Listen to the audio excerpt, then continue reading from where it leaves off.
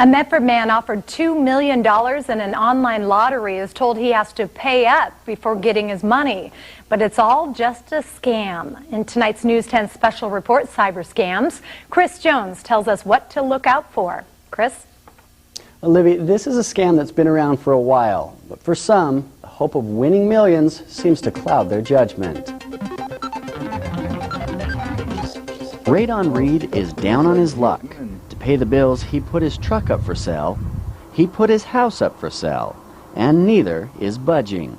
That's about the time Reed began getting emails saying he'd won big in a British lottery.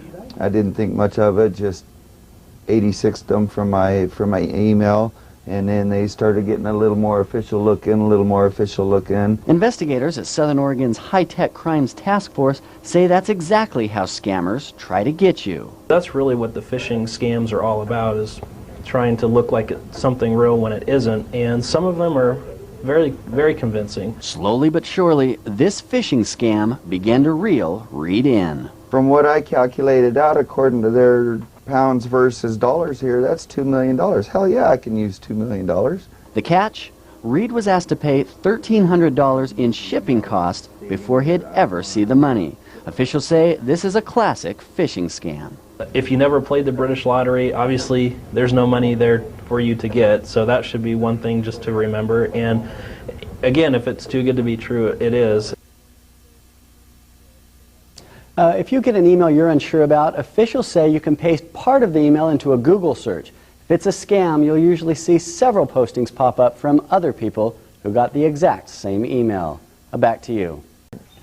A new scam technique is leaving victims unaware they've even been scammed. News 10's Chris Jones is live in studio now with a special report on how these scammers disguise themselves. Chris?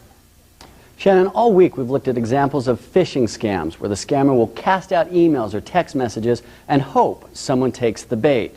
Well, in tonight's Cyber Scams investigation, we're looking at what police call an alarming scam technique called pharming. Pharming is like phishing, it's farming with a PH, but instead of casting the line out and hoping somebody bites, they create something and wait for people to come to them. Sergeant Moulin says some scammers will set up decoy websites to look like the real thing. A couple good examples of farming is when Hurricane Katrina happened and there is a legitimate Red Cross website at redcross.org. Well, people created another website called redcross.com. Unsuspecting web users went to redcross.com thinking they were on the official site. It looked exactly like the real Red Cross website. And then it would say, enter your name and credit card information here to make a donation to Katrina victims. But when you did that, it didn't go to Katrina victims, it went to some criminal's bank account. Sergeant Moulin says farming scams like this are particularly troubling because many people don't realize they're on a fake site until it's too late.